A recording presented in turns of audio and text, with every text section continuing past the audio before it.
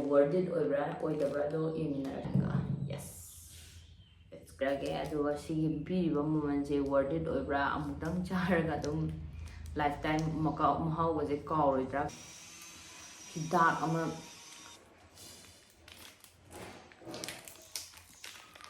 kem yaudido.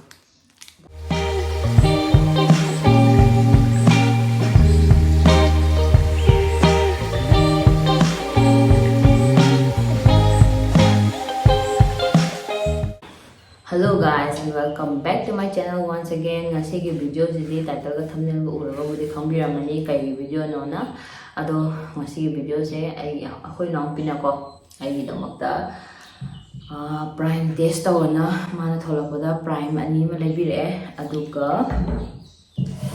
feastable Mr. Brisket go feastable si ma lebire aduga Cheetos Flamin Hot Feastables. See my color yanti. What is this? Rubber na pulo live.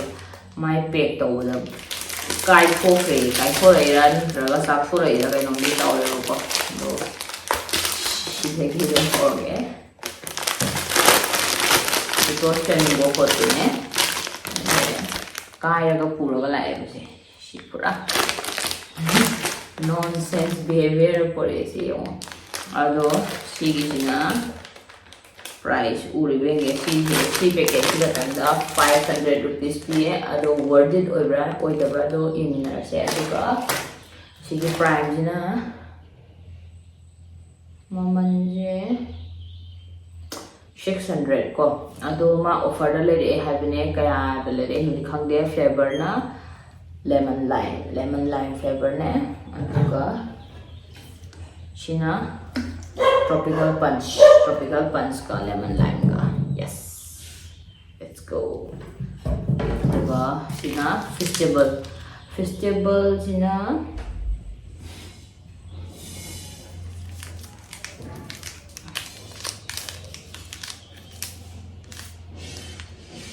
price niya ang yeng siya.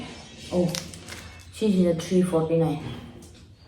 He must charge 349 gram can be 35 gram 349 rupees. Ado just taste again na chawagi nate ado mana suma taste na lebira pane ado may ang taste oraga ay comment oge to hajarage aduga review pirage aduga sige piriba moment je worth it oibra amutang charaga dum lifetime mahau was a kaurida ka the yang minar je lo kai first is cái hành điện trở lại kiểu của xí gì quá cho nó trôi ngon này quá red này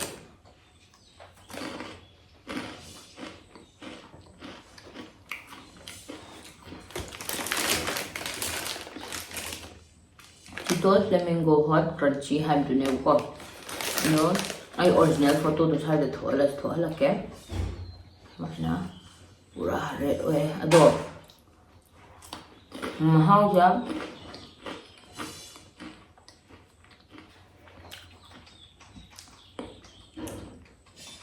mo tigem to sate duritos Flamin Hot to duritos Flamin Hot hara ma duritos lupa 20 pi bam le do aduna hena sai bo duga ma mahal je kamaya haiduna di khangde ko khoi gida hairaga kurkure gumba kai gumba laibdo adumaina di adumai adui mahau di oide kitang di khetnai ba mai taste ko aduga mai after taste di kitang hawe ba haidi kitang khoi taste kainong khoi taste hang khati pi ba aduga morok sabra habidi morok kemta sade sigi je aduga cái ăn cái này cái yam hào với yam là hay đi mai taste cầu ngâm đồ khô tao chả ninh bờ đó adu đi oi thế adu ga đúng try tao cái đi hay đi cái số cái đấy đúng ăn cái kẹt ăn lên cái try tao vì nhưng mà mình lên cái thì đúng tao vô ở trên như cái packet mà giá thì được tăng đó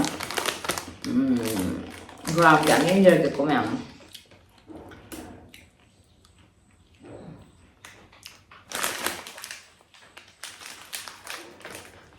92.99 99.2 grams da 500 rupees. Aduna mayamgi choice ne chabi ningo lagadi dum chabiyo natragadi just ignore the oil. Let's try this prime. Oh my god.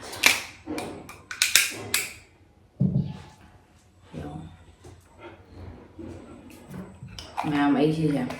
Kitang gilas to in higher thaki ko.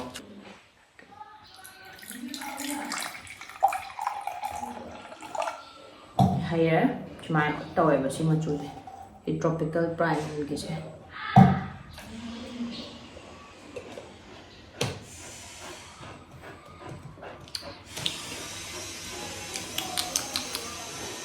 How dear.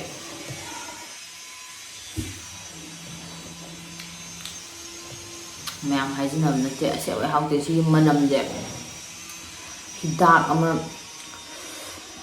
cup syrup hidak ki manam namme bo aduga yam light oiba yamna cup syrup ki nam kitang hearty oidina do se kitang light oiba cup syrup ki manam namme ado okay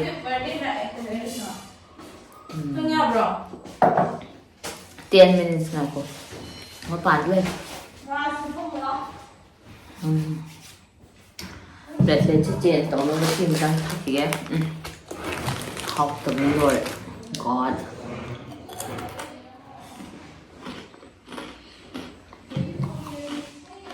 Oh, what kind of texture? Not prime green.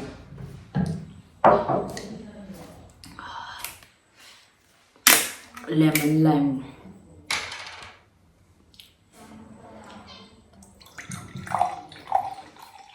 Yum, hay cho lừa rồi. Học đi. Tăng gì đó. CD. Bra. Khoi nimbu pani bottle da yon bdo. Adugi manang ba cham ani hi ko.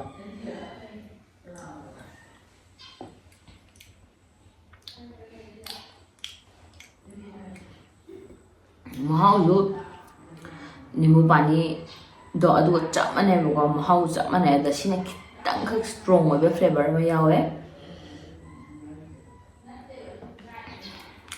kitang ting lau ba kitang strong oibe flavor ma yawe bo ko ado lupa tara biwa nimbu pani na yam thina pharani sidagi di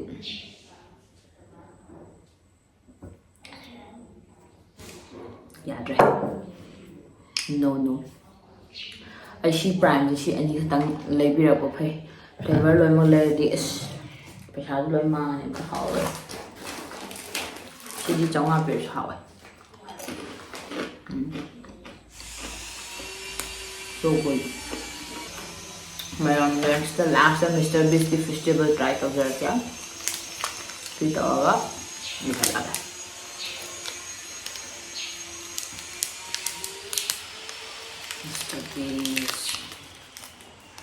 Mana mo ye the cow manung je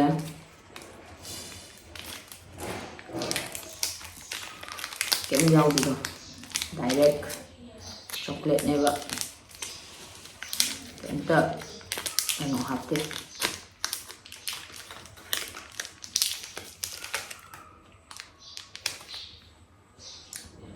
pa chahum yang khai ti ba Mr. Feastable chocolate try karo